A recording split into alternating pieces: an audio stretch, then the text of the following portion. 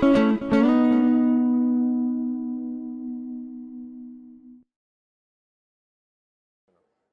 idea is to use chemotherapy with or without radiation at very high doses.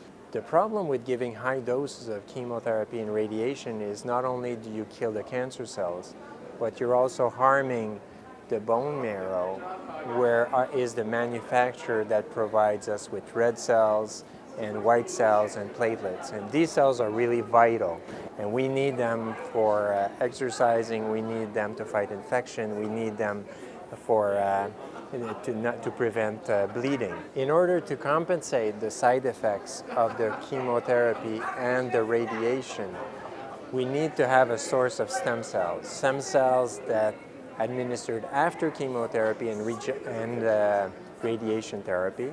These cells are injected into patient, they find their way into the bone marrow, and they start growing, and they start making red blood cells to bring up oxygen to our tissues.